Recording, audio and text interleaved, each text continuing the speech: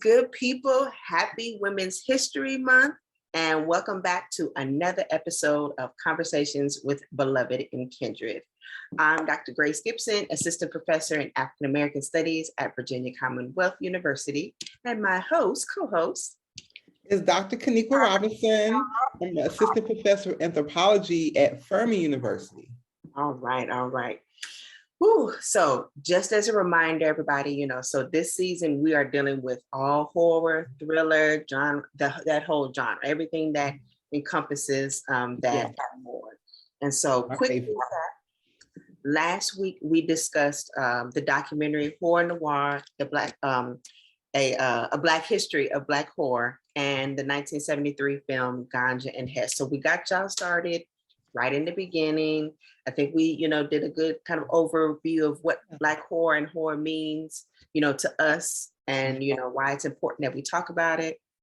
And we're just going to continue on with that. So what are we talking about today, Dr. Robinson? Today, we're going to talk about one of my favorites, Candyman, the original and the one that came out in 2021. So we're going to really connect it to this horror noir genre. And, we're going to be making a lot of connections to the documentary. So again, this is one of my favorites. So I'm really excited to talk about this. But before we get into that, Grace, what is your favorite villain or anti-hero of all time? I've really been trying to think about this. And so I'm kind of going to say, because we're talking about it, that he's definitely one. Because I think I hadn't really thought about liking villains or anti-heroes until watching Candyman. I'll be honest, for me, I never saw him as a villain. I didn't see him as, or even, I guess I would say him more as an anti-hero. But to me, he was the main protagonist. To me, he was the person that we needed to shine the light on. And so, but when I did some kind of digging and reading, people saw him as kind of this iconic villain. And I was like, really? I guess I wasn't seeing him in that sense. So definitely would have to include him in there. I know I'm going to kind of move really forward early, but a person who made me think about, this idea of the villain again would be Magneto. He's not Black, but right. From X-Men, because he's kind of on that. Some of the stuff that he says, you're like, but you know what, you got a good point. I know you the bad guy, but that was a good point. And then I may ruffle feathers with this, I don't know. Killmonger from Black Panther, definitely, this villain / anti-hero. He made me really start reconsidering and thinking is he a villain or is he an anti-hero or what is he? Right. Yeah, those would be the ones that I'm thinking about, that I'm that really complicate, that's the word, this idea of villain. So what about you? I think, well, I'm going to go with Candyman. I'm just going to put it out there. I've always liked Candyman. How should I say this? So I was scared of him, of course, don't say his name, blah, blah, blah. But he was so interesting to me. I guess growing up, I didn't really see a lot of Black boogeymans or scary figures. So I was always oh, but Candyman, though, he's, so I guess it was representation, because I was this is Candyman. And especially once I learned his backstory, I know I'm not going to jump into it. But when I learned his backstory, I had more of appreciation for who he was and his character. Yes. And, I know we're going to delve into it, but Candyman, we're going to talk about some really serious things in regards to the movie, but I just really loved Candyman. Yeah. I just love the movie. I just think it's great. And the fact that, when we think about a lot of these horror films that we'll look at or even discuss, this came out in the 90s. So this really wasn't that far away if you think about it. So, because I'm thinking about, I remember when Freddy Krueger came out, with Jason, those were 80s. So the fact that Candyman came out in 92, I'm it's actually not that deep in when we're thinking about, how Blackness and horror has been represented. So, yeah. And again, I just love it. Now, I do love Magneto and Venom. Yes, Venom. Good one. He's one of my favorites right now. He's right beneath Candyman. because you know, Venom is, you have this evil thing creature slash not really evil slash he has goodness in him. Right. And it really speaks to the duality of human nature, right? You have this good and evil, and it's always warring with each other. And I see that a lot with Venom. So I like Venom too. And, you know, Candyman represents this vengeance of, you know, racial violence. What does this look like? You know, so again, I didn't know that when I first watched it. I just thought it was great. Right. I mean, like I said, this is not thinking about them as a villain or not thinking about them as an anti-hero. These were not terms that came up, and maybe that's something, you know, we can, that'll be another episode, but to even think about like the fact, why don't we talk about Black villains? Why don't we talk about the Black anti-hero? Because I think we're so ingrained to think about good and the hero that we don't realize the villain oftentimes has a lot of important substance to them as well, just as much. So right. I don't think Magneto's a villain, but we'll talk about that another time. yeah. But even going off that whole thing of what, you know, heroes, what is not heroic in regards to Black representation in horror films, it even goes back to, well, it's multiple things. One, with Candyman, I really appreciate how we get to understand who he really was. Yes. And so he wasn't simply just this Black boogeyman, just this Black person here to just scare people. Right. And he had a purpose. And he also had a story. And so, you know, he wasn't just this figure with no story that's here to just, you know, cause problems in Cabrini Green. He was more than that. And it really speaks to the purpose of a Candyman, as we talked about in the horror noir documentary. So one thing about the horror noir, we talked about Black figures as being, it was dual purposes. Black figures as being scary in nature. For example, you talk about The Birth of a Nation and how Black men were considered these bestial creatures who were written or made to prey on white women, who were supposed to prey on white women, really amplifying the stereotype. And it really led to the rebirth of the KKK. So it was to generate fear of Black men. Yes. And also, particularly Black men, yes. Specifically, yeah, particularly Black men. And so Black people saw this as scary because they saw what the stereotype was doing in the large society. Because again, it led to the rebirth of the KKK.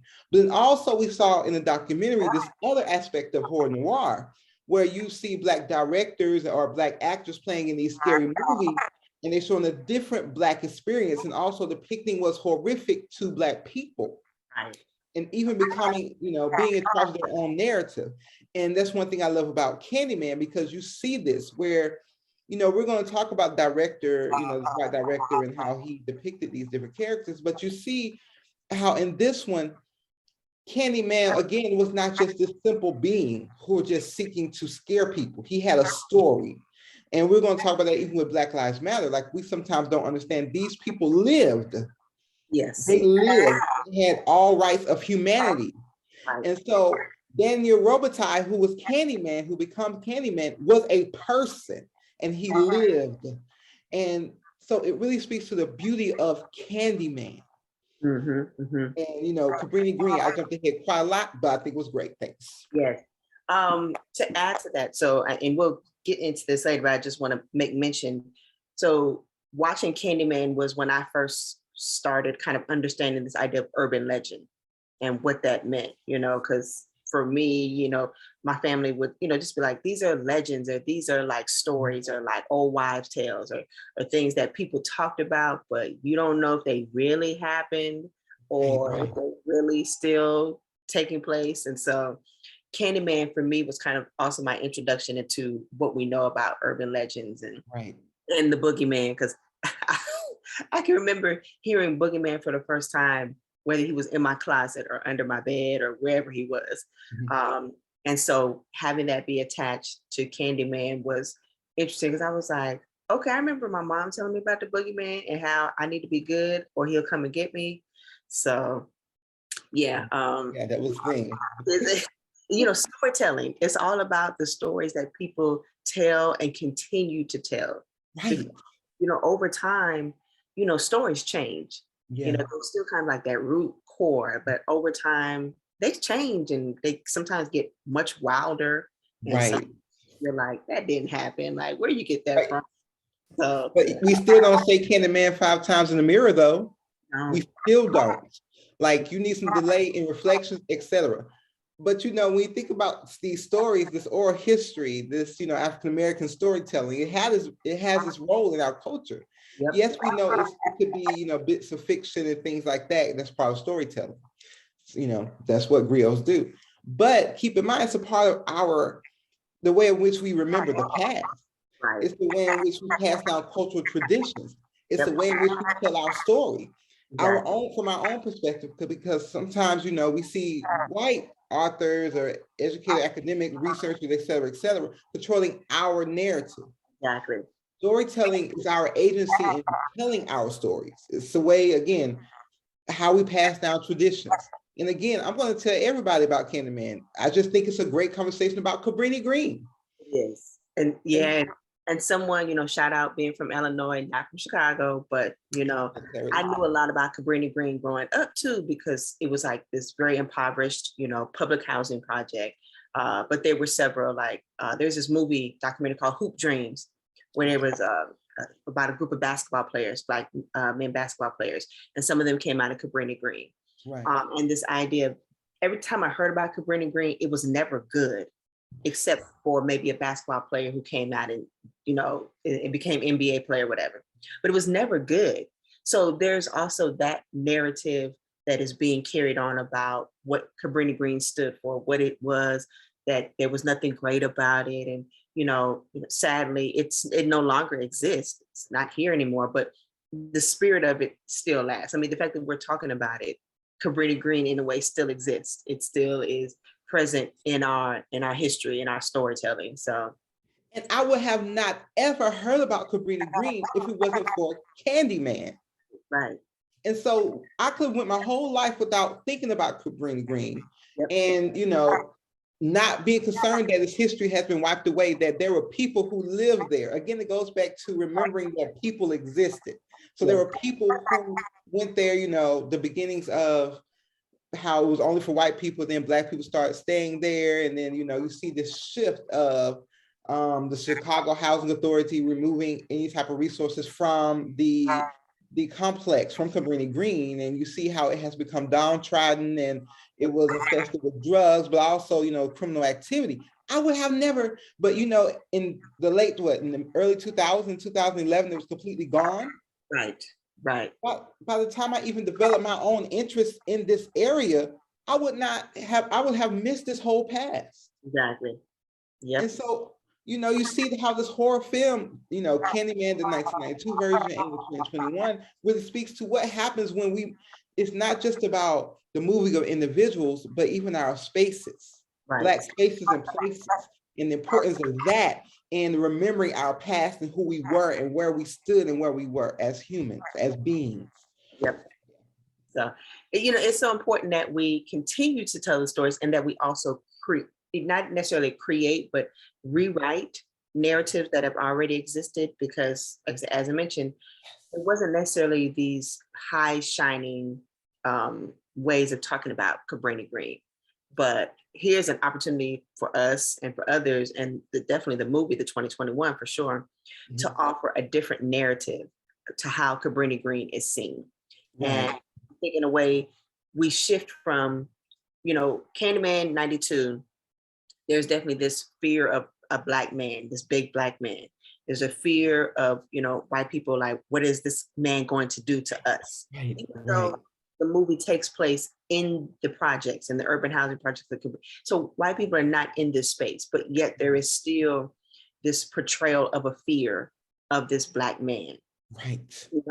And this endangerment of, like, well, this is what Black people do. They, or particularly Black men, will go after kids, try to give them candy, as we know, put razor blades in them and, take them out. And it's like, but that's not our only story, or that's not the story. And so, but if you hear that enough, people begin to believe that, begin to think that that's real. Yes. And so it's many people's jobs to make sure that that's not the only story that gets told.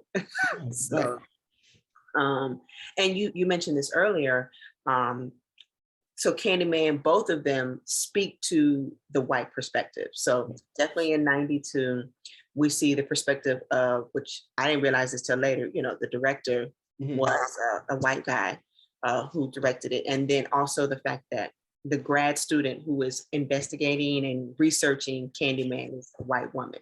So there's a lot of this, interest, this curiosity,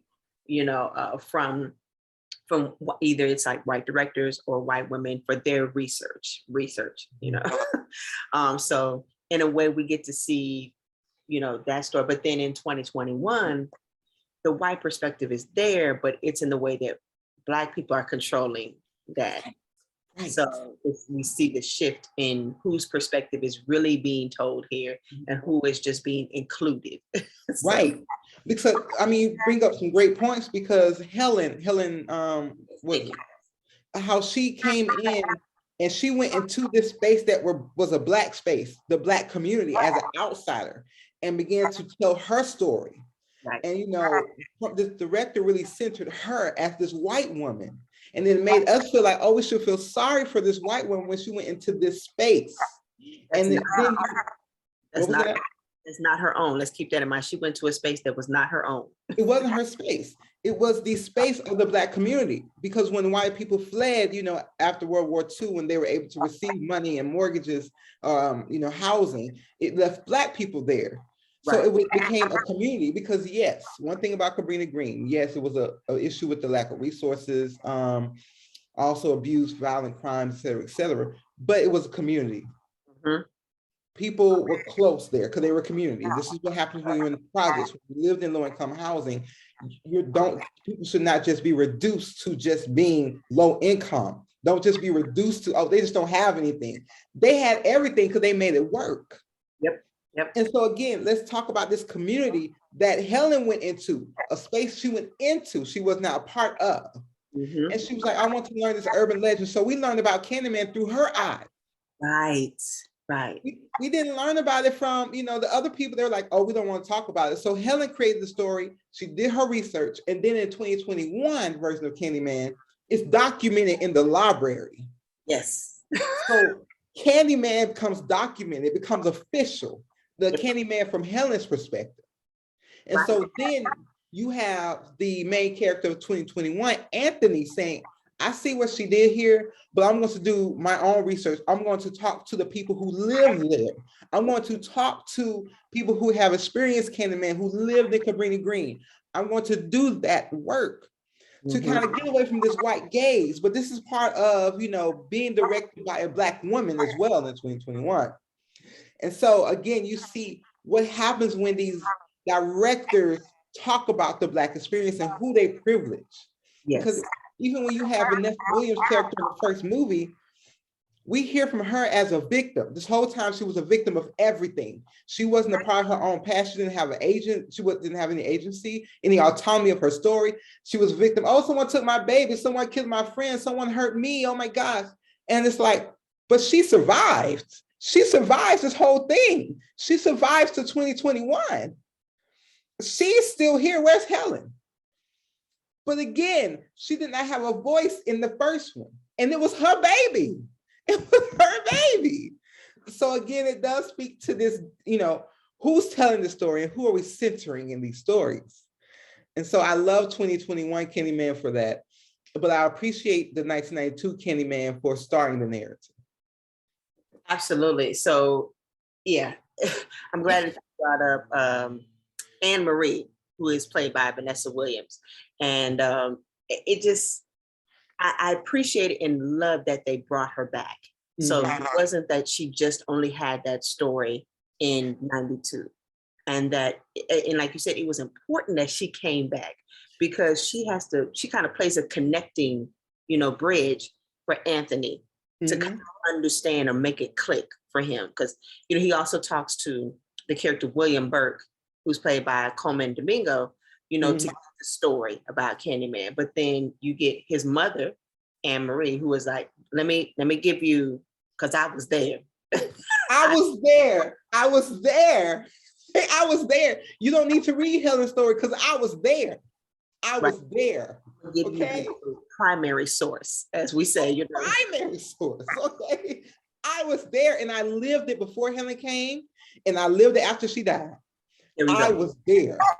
Exactly. So it's important that she remained. And I think that was, you know, very purposeful and intentional on the director, who is Nia DaCosta, Black woman, for the 2021 version. So what else? Oh, I wanted to, before we keep going, I wanted to make sure to make note that much like how we talked about Dwayne Jones in Night of the Living Dead, how that was a very controversial casting and, you know, and his presence in the movie.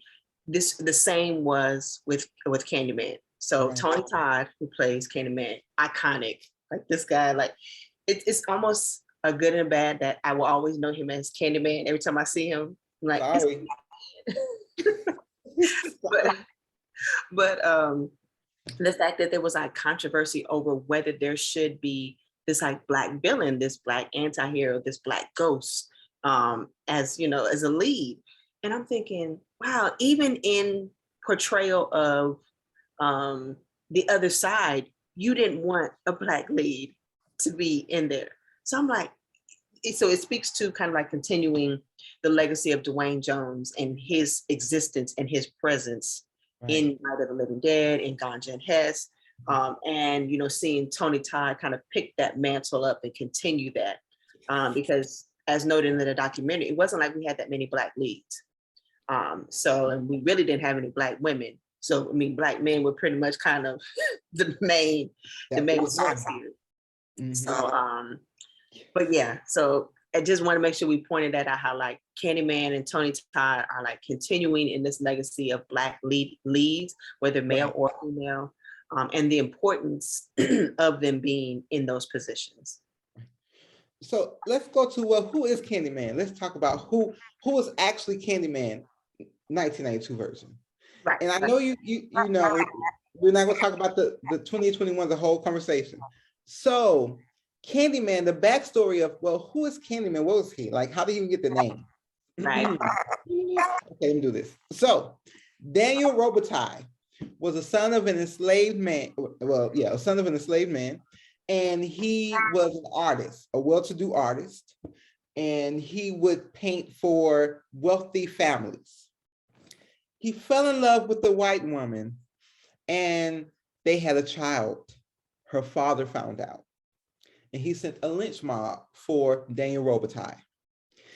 And Daniel Robitaille, of course, he was in love with this woman, so you know it was what was going to happen, because now the lynch mob came. They cut off his hand, and in addition to that, they spread honey all over him and allowed bees to swarm him. Keyword swarm, we'll go back to that later, but allow bees to swarm him. In the second Candyman and third Candyman, you get more and more of the story. So one thing that happened while he was dying, so in one movie, it was, oh, he heard everyone shouting Candyman as he died. And they were shouting Candyman because he was, you know, full of honey and whatever, so he was sweet, so he's Candyman. And then the other one was where he shouted himself Candyman, that he said it in response to a boy mentioning it, and he said it himself. And while he was dying, they held a mirror to him. And so then his soul became trapped in this mirror, and he lived on. Yes, and let's make note, this was 1800s. 1800s when, you know, when Daniel Robitaille is here, you know, on this earth. Yes. So remember, the movie is 1992, and probably portrayal of, I want to say it's probably like the portrayal of 80s, 70s of when it's taking place. So 1880s, you know, somewhere around there, when Robitaille is, you know, he's this wealthy artist. So, you know, I think it's important to make note of that time, because it wasn't like, oh, he was back from like the 50s. No, this was 1880s, like you said in above, after Reconstruction. So, you know, this was the, you know, time where you see lynching as the norm in the South as well, you know, in the North, but in the South, you see this mass lynchings going on. So he was unfortunately a victim of that. Yes. Now, initially, when you see in 1992 version, when you first watch it, you're not really connecting this. Right. You don't really see this background of oh, he was a victim of racial violence. Yes. We don't see this. We see him as this boogeyman who's here to hunt and kill people and scare Helen. No, he was more complete than that. Yep. And it's important, again, that we tell our stories, because sometimes it's never told. Because Helen didn't really speak to that the way she should have. Now, Helen was a reincarnation of the woman. Right. So that was why he was hunting her. Because, you know, one thing, Candyman was not a ignorant fool, as, you know, some people may think based on this film, because he was a smart man. He was an artist. And he was still smart in death. Okay. Yep. So he wasn't just haunting because I just love life and I just want to hunt life. He wasn't doing that. He was intentional. Yes. About who he approached and, you know, what he did when he approached them. Right. So again, Helen, yes, you know, she got caught up and, you know, she was like, oh my God, you know, I think it was one point she was in this daze. It was like, get out the daze and get your life. But, you know, she was like, oh, I don't know what's going on. And then she went into his little cave thing and saw his art. Yes. The graffiti that depicted his story. So you see this artistry that we're going to talk about in 2021 as well. This artistry where he uses art to tell his story. Yep. That was his avenue, his vehicle for storytelling. And she saw it, she was like, oh, this person looks like me. But again, it's important that we connect Candyman to Daniel Robitaille. Yes. And not just say he's just Candyman. Rename it, because he's not named. I mean, I bet you the average person doesn't know that Candyman's name was Daniel Robitaille. Everybody only knew Candyman. You didn't know Daniel Robitaille. So it's important that we name him, that, you know, that he has a name, because he does. He wasn't, you know, Candyman came later. Right. And someone else, it's almost like, you know, when you think about taking back the name, others gave him that name and he took it back. He took it for himself or whatever, and he became Candyman. And you have to say it 5 times. But again, he's Daniel Robitaille.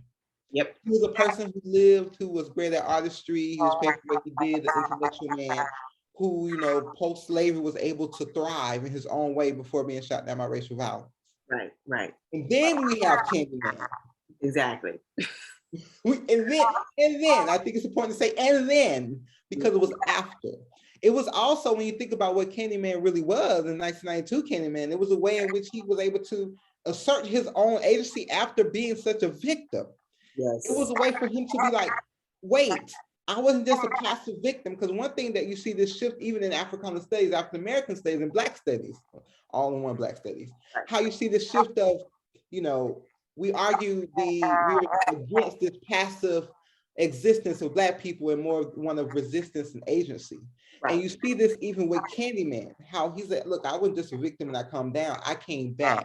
Yep. I'm going to take authority of my story. And I think that was important in regards to Candyman. Yes. And, you know, and it may be a stretch, but I mean, I see some elements of Afrofuturism in the fact that we're going back into the past, we're rewriting the past, we're telling our stories, our narratives are being centered, and the fact that there's this reclaiming, you know, in the future, because we didn't know that there would be a 2021 version. That was not something that, you know, was thought of. At least when I'm thinking about watching in 92, I'm not thinking about there being a remake of it, or not a remake, but a continuing of it. So there's this kind of setting up for the future, setting up for what people today, when they watch Candyman, you know, like this generation, that's their Candyman is 2021. For us, it's 1992. Although we still love and will take in 2021, but 92 will be our Candyman. And so, yeah, it's just, it's you know, storytelling and who gets to tell the story. I mean, I can't stress that enough. And for me, even in my own work, is making sure that my story gets told, other people's story like me gets told. It's so necessary, because we've not been afforded that opportunity. So it's like, now that we can grab it by the reins. Yes, we're gonna do that. So. And I'm glad that Candyman and movies like this, and, you know, other movies we'll discuss later, was key in us being able to say, this is how we can tell our stories.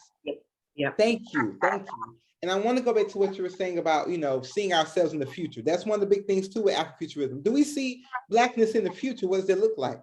We don't necessarily want to see this Blackness in the future because it speaks to racial inequality.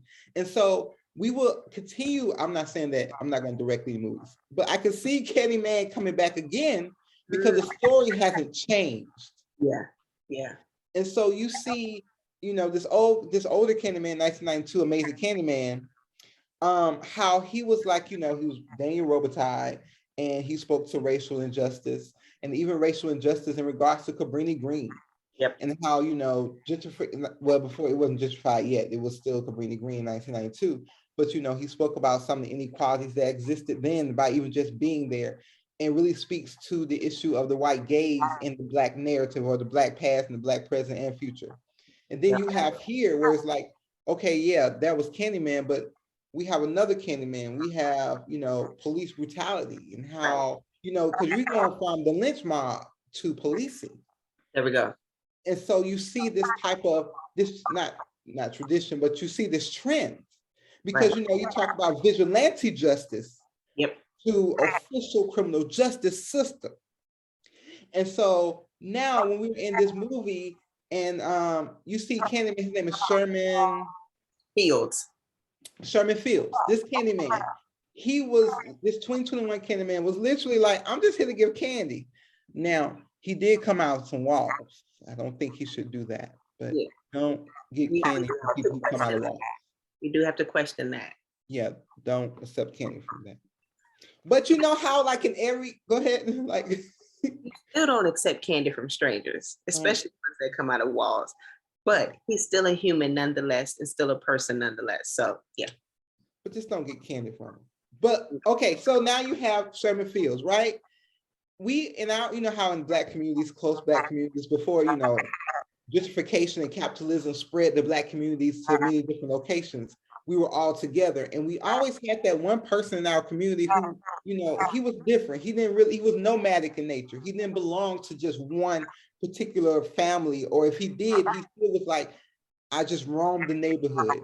Right. He may have been a bit different, but he just roamed the neighborhood. And the thing is, we all knew him. Yep. We all knew him as, oh, that's Uncle Joe over there. He just walk around. Hey, Uncle Joe, I want to accept candy from Uncle Joe. We're not accepting candy from Uncle Joe. But, I would recognize that he exists. Yes. And the Black community cared for him. Right. One thing that happened as a result of gentrification, people like Uncle Joe never had a place to belong. Right. And they were usually incarcerated. Yep. Or they would be to walls. Right. Yeah, the walls though. But then you have like, Sherman, he was in the walls. If someone comes out the walls, that's different. don't, okay? Like, just ask somebody. But okay, so he was in the walls. He made his own, domicile in this home, in this wall. And don't creep out the wall, just come out of it. Just get out the wall and hand the candy. So it was so many different things. We can speak to that. He creeped out the wall and said, here. He didn't say anything. He just smiled with a hook on his hand and gave candy. So yes, there's multiple things that should cause us pause at that moment. Okay, we see that. But initially the boy screamed because he was shocked. He just turned around. This guy was just handing him candy with a hook. But then he calmed down and took the candy. Again, don't take candy from strangers, specifically anyone coming out of the wall with a hook on their hand. Just like words to wise here, great tip. But he took it because he was not scared. He was like, oh, let me get it. But then, it didn't matter because the police heard him. Right. And so this goes back to what 1992 Candyman created, or speaks to this idea of there's already these embedded tropes, these embedded stereotypes about Black men, about Black people that carry on into 2021 and are still in people's minds, still people thinking that. So there was no even separation. Yes, we moved some years later, but there's still the same belief. Oh, this man is a threat. Oh, he's gonna kill these little kids. Oh, so it never changed. It wasn't like, oh, we got better in 92. It was, no, we're still carrying on these thoughts. we're still believing that Black folks are harmful, that we're no good. Mm-hmm. So yeah, I mean, it's like I said, the story didn't change. I mean, it changed time-wise, but it didn't change as far as the interpretation. So. Right. And you know, Candyman to me, again, look, I'm the wall thing. This, you know, I would take the counter argument to this, but you know, he was someone the community was familiar with.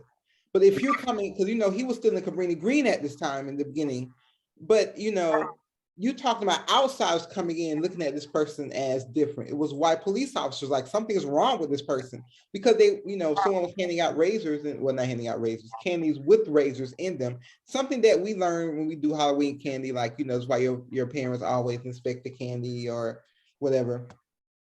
They thought it was him. Again, I could take the counter argument because he did come out of the wall. But again, it was this assumption because they were not familiar with the Black community. Yep. And they used their own perspective to say this person is wrong and something is wrong. Right. And even after they killed him, the crime continued. Exactly. So it wasn't like it stopped. So then it goes to this. So was he really the person that you were looking for? Or was he the best and the quickest way to resolve the problem at the time? Right. Stereotypes. Stereotype. And so, and this also speaks to urban legends, you know, that are still filtering in and still affecting the way in which we think about things and process things. Right. But to switch that for Cabrini Green and for the Black folks in Chicago in that particular area, they were actually using urban legends as a way to cope, as a way to get through. So whereas, like you said, Candyman, for them, they knew Candyman. So he was not a threat to them. They understood who he was. It was a way to remember. It was a way to understand, survive, maybe, you know, in a way. There was somewhat of a control because they knew who he was and, you know, or what he was capable of. Right. So the little boy wasn't scared. He, you know, he didn't fear him. No. Yeah, you know, urban legends and African-American storytelling or folklore, or however you want to describe it, is very much even more present in the 2021 version. We see a lot of that coming to the forefront and being centered. Yeah, and I think that is key. It's like centering the Black voice. Yes. Centering our version of the past or our experience in the past, the fact that we were actively experiencing what other people are researching. Right. And I think that's the difference. But again, you know, in 1992, Helen come in to figure out what's next. And they're like, oh, we're living this. You can go back home. Unless you say his name 5 times, then it's on you. But again, you know, we've been thriving, you know, thriving is extreme, but we've been living amongst this person or this being, the memory of this being. Yeah, we definitely see, I definitely saw this kind of white savior complex in Helen. You know, it was, yes, I'm doing this for research, but you're trying to save somebody. And it's like, we didn't ask you. I didn't ask you. We didn't ask you. So, you know, thank you. Great job. Here's a cookie. But, you know, like, we didn't ask you to do that. That was all on you. And even when, you know, she saved the baby in the end, the baby was only there because of you, Helen. You was playing games. If you would just left it alone, the baby would have been all right growing up with Vanessa's character, and it would have been cool. You came, leave. And then, you know, so again, it really came, you know, was this thing of, oh, feel bad for her. She saved the baby, though, you know, like, but again, you decentered the Black experience in that conversation. And you really kind of decentered Candyman because you didn't even explain who he was before he became Candyman. Right. So it really was Helen and Candyman should have been named the movie. I'm just saying, like, come on. But again, it was well done. Thank you for doing Candyman. But again, it's like you decentered the Black voice in the Black story. How do you do that? Very creative. But, you know, that's the issue when you talk about this Messiah complex.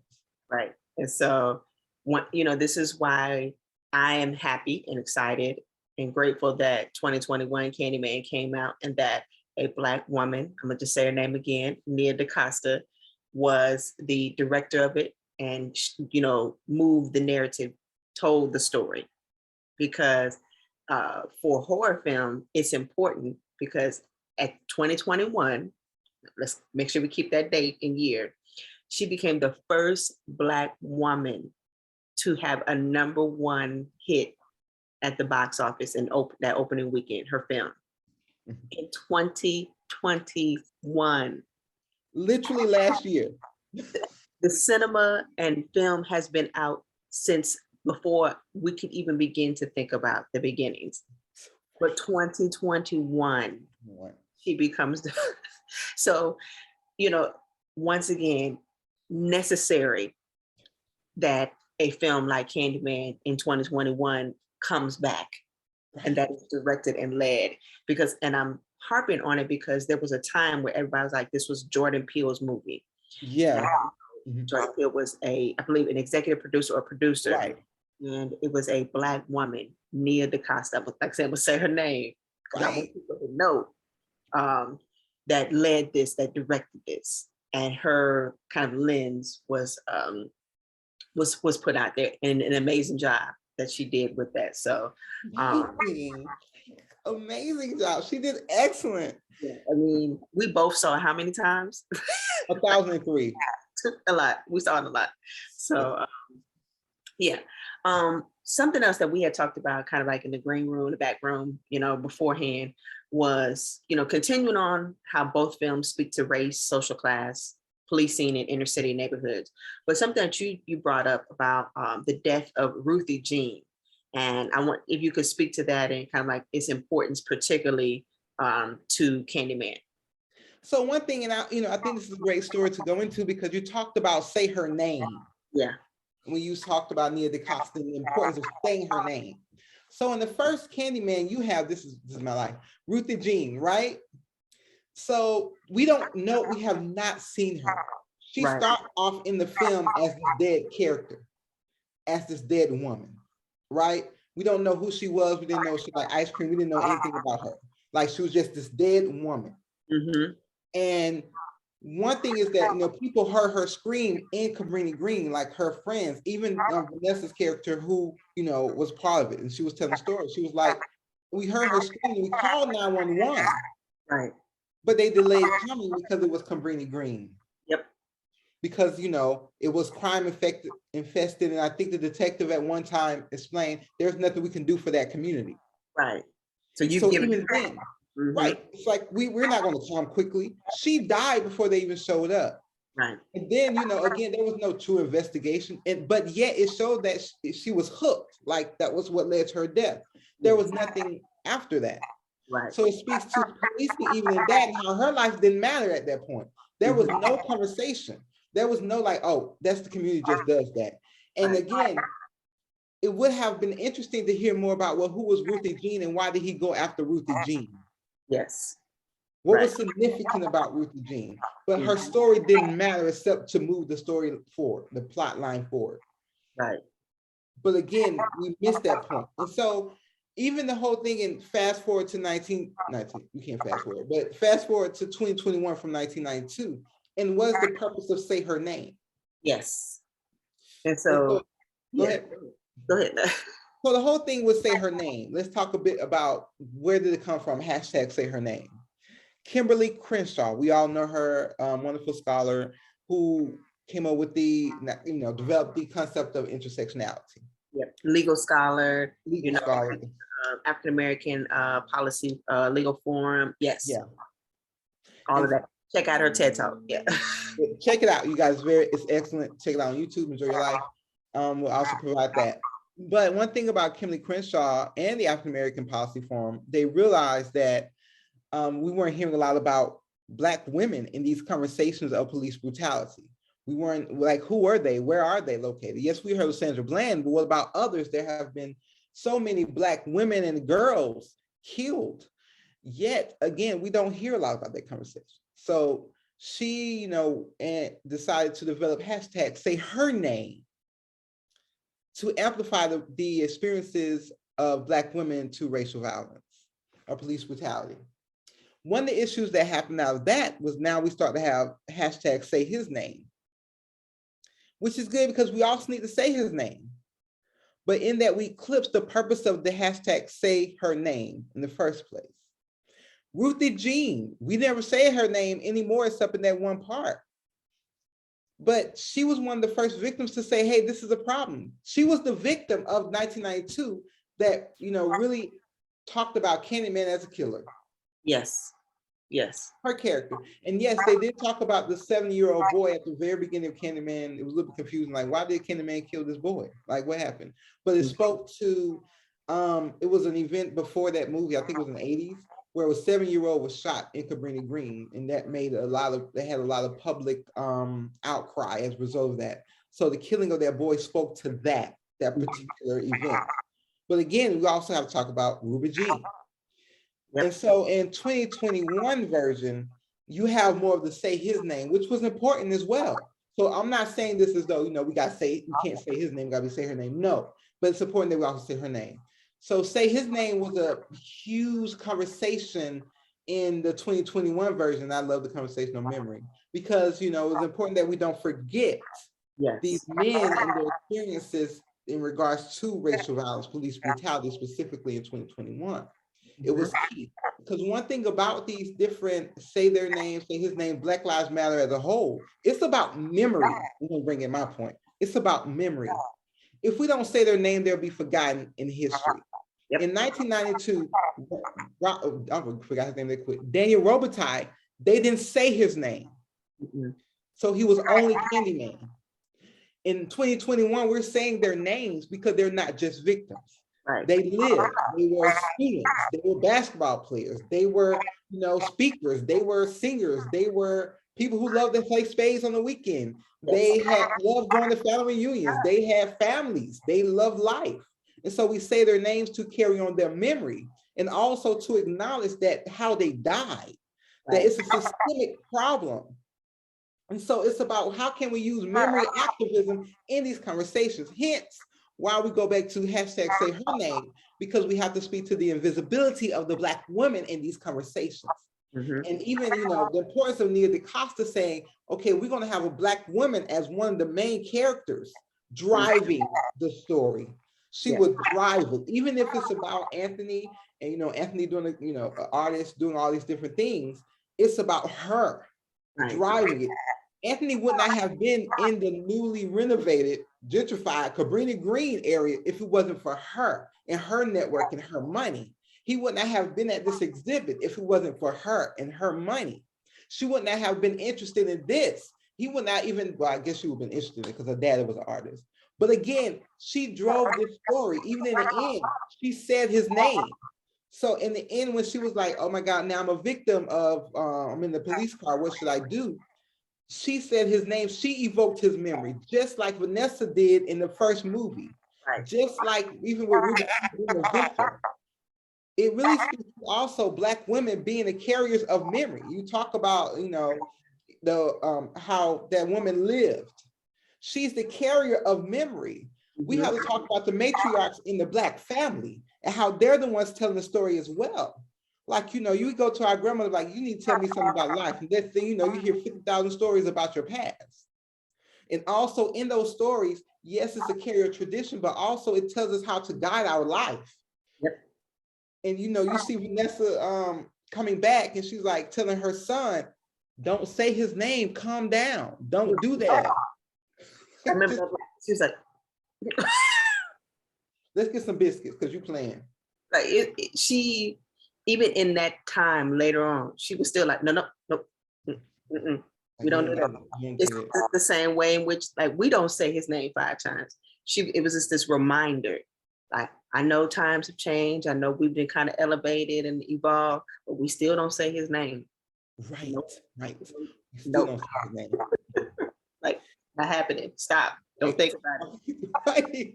And it really does speak to how Black women in these movies were very cautious. Yes. They're like, now we see what happened to the Black men who were killed. So we're going to try to say, we're telling you, like, we want to save you, we want to protect you. Right. Because, you got to speak to this need to survive. And so even with the main character in 2021 Candyman, I don't know why I can't remember her name, but Brianna, played by Tiana Paris. Yes, Brianna Cartwright, how she told him, don't say his name, we don't have time for these games. She never wanted to play those games. She was like, no, why are we playing this? No, I need you to survive. Mm-hmm. And so when you die, I'm going to help you to survive by saying your name. Right, right.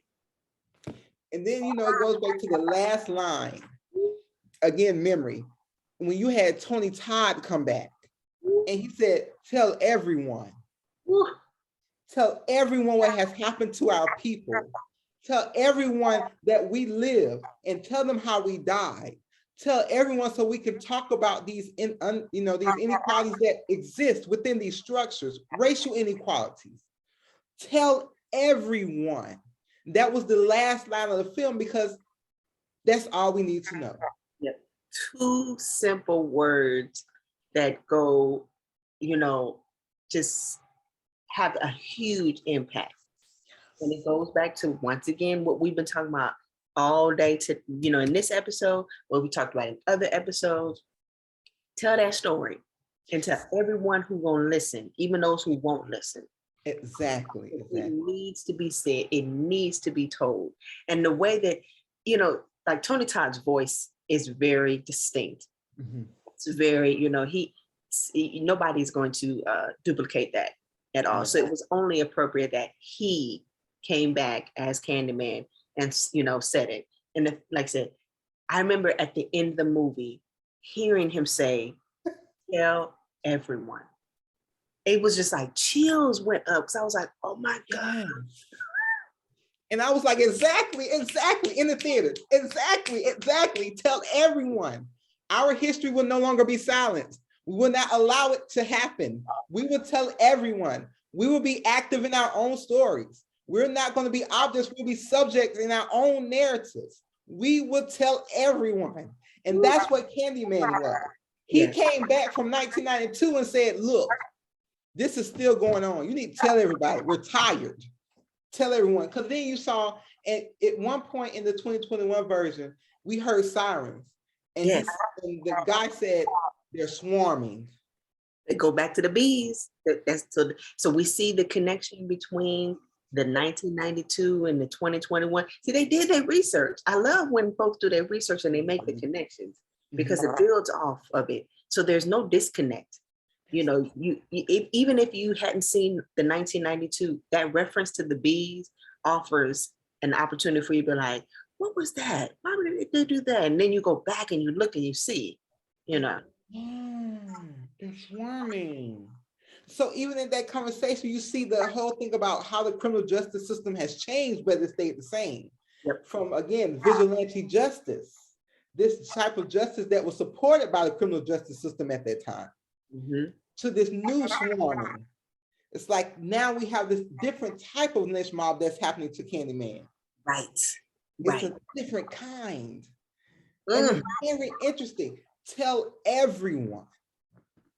And so it goes back to what horror does for the Black conversation. I think in the horror documentary, horror noir documentary, I think was it Tanana Reeve dude that said that the Black past is scary. Like the Black past is horror. And it's like, this is what Candyman was. These were real people who experienced real racism. Because sometimes we may think of racism as an arbitrary concept. No, it's a reality. Yes, we know it's a social construct, but it's a reality and it's live and it has impact on Black bodies. So you see what the impact on the Black body of Candyman, even in 2021, when he was bitten by the bee and it affected his body. And he was transformed same way that David Roberto was transformed. So there's that building off of that, making us understand that, creating the bridge, that, continuing the story, rewriting the story, retelling the story, reclaiming. So there's almost kind of like a reclamation of the bees, maybe. That's happening because, that tell everyone. And that's all. Like you said, just 2 words in Tony Todd's voice, like, tell everyone. And you're just like, I'm gonna tell everyone. Like, you're convinced. You don't need nothing else to happen, to be said. Go. Candyman, David Roberto said, tell everyone. Right. So, and we did. We told everybody. yeah. Like, and I remember telling everybody, you need to go see this movie. It was even in that sense, like, watch this movie. Go watch the other movie. So that when you watch this movie, also again, you get it. It sticks, you know. And I know when I talk about watching the movie, and I tell people, go and enjoy it because it's just a great movie, but also bring a critical lens because it's key in telling everyone. Yeah. It's not just simply, we're going to watch a scary movie and enjoy our lives. That's good too, because it's fantastic. But take it critically, because this movie is a vehicle for which we can tell our story. This is a part of our storytelling. Yes. So please don't take it as a trivial and passive movie. It's not one of those. It's not Jeepers Creepers. And so, Jeepers Creepers, oh my God. So I gotta point this out, and Dr. Robinson, she already knows I was gonna ask her this or bring this up. But so we all know that a pandemic is here and that it has been taking place. And so I think about timing, and I think about when things happen, and it makes me think about when my mom and my grandmother and my family members used to say, things are gonna happen when God says it's gonna happen. Or how we always be rushing for stuff to happen when we want it to happen. Or sometimes you expect things to happen when they said it's going to happen. That can happen too. Yes. There is expectations that we as mortals and humans have about certain things. Or we expect that when people say on this date, that it will happen.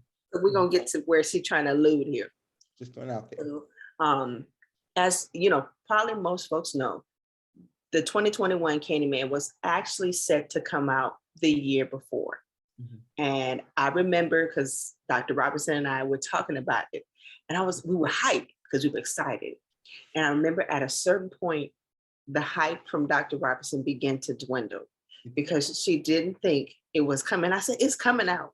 It's like, they're not going to not have this movie come out. Like, it is too important and too necessary. And it was like, really, it was a job trying to convince her, like, it's coming. Because she was like, we ain't getting it. It's not coming out. It was years. Like, I moved locations between that time. Like, it was like years. I was like, it's never coming out. I'm tired. I don't want to even think about it because I love Candyman too much to be playing these games. And I just wanted to come out. Just like, I'll read the book because it was taking 20 years. It was like, I think it was February, then it was June, then it was like this month, then it was this. I was like, forget it. It ain't coming out. They just wanted to see how we feel. And I remember vividly us going back and forth so that when a date, so it hasn't come out yet, but when a date was set that it was coming out August 2021, I remember calling her up and saying, we got a date. And she was like, when it comes out, that's when I believe it. Yeah. Like, date or no date, because we got dates before. And I was like, I know, but no, we got it. It's coming out.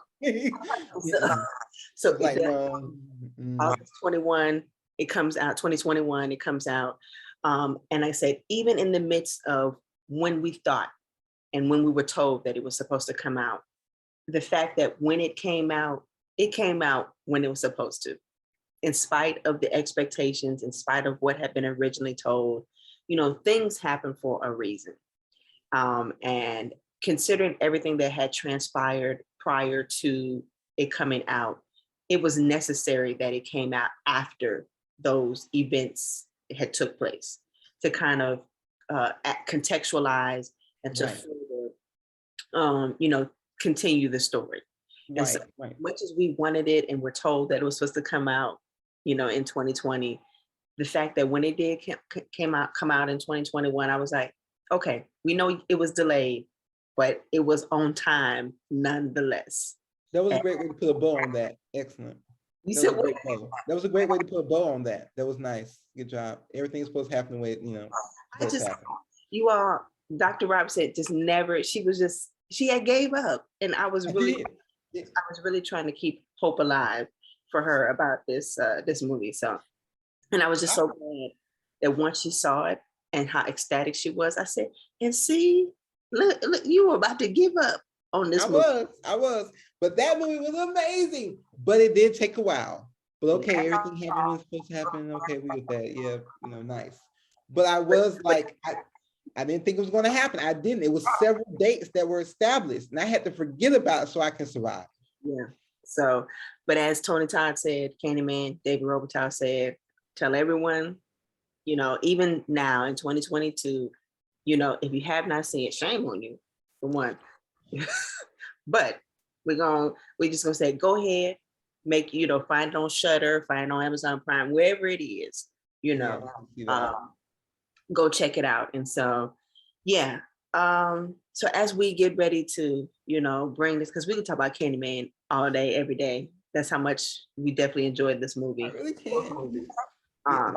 There was one thing that I wanted to include from an interview that Tony Todd gave to The Guardian about the use of bees. And he said, quote, everything that's worth making has to involve some sort of pain. Once I realized it was an important part of who Candyman was, I embraced it. It was like putting on a beautiful coat. Even through pain and real pain, because if you all know, he put a clause in his contract that for every bee sting, he was like getting paid $1,000 or something like that. But even through the pain, he wanted to make sure that this movie was done and that the story was told and that there was this telling everyone what's happening in Cabrini Green or what happened and what happens in other housing projects. Right, right. What's happening in Chicago, because Chicago is definitely very much a character in both the 92 and 2021 film. And so, metaphors are important. Metaphors really can offer another alternative and perspective that you don't necessarily may see right off the bat. So, really, guys, this was just, and these films were just great. And watching them as, at least the 92 as an adult, I was really it was just so good. It's so good. And really good. Yeah. So you have any closing thoughts about the 92 film or even the 2021 Candyman? See it. Like, find it, own it, don't live it, but just watch it. And also my last thing is, don't accept candy from someone coming out the walls. Thank you. Yeah. No people coming out of the walls. Don't just accept candy from strangers, period. So but yeah, so when it's all said and done, this conversation about horror, the more we talk about it, the more we engage with different films, it's really giving another insight to why I see why you appreciate the genre so much and why it should be talked about more. There's so much conversation that can be had that we've discussed, just today and even in the previous episode, and what we'll talk about going forward. Right. And the significance of horror and, Blackness within that. So, yeah. So I'm gonna leave y'all with this closing thought, a quote from the 92 Candyman that's still very much relevant today. And it says, quote, our names will be written on 1,000 walls, our crimes told and retold by our faithful believers. And so I'm gonna leave y'all with that. We look forward to you all, sharing your thoughts and comments about Candyman. What did you think about it? What did you enjoy? Did you have one that you liked over the other? We just feel free to drop your thoughts and comments in the chat. And we look forward to the next time what are we going to be talking about in the next episode, Dr. Robinson? Tales from the Hood. Like, I love that. I love horror. Okay, we already got that. Okay, good. It's gonna be excellent. I love Tales from the Hood. So stay tuned. Make sure you tell your friends about this. Once again, I always love chatting up with Dr. Robertson about, some good quality movies and television and film. So like I said, next time we'll be talking about Tales from the Hood. And I know we're gonna have a lot. We're gonna have a lot to talk about with that one. So till the next time, we'll see you. And please join us again for another episode of Conversations with Beloved and Kindred. See y'all. Thank you.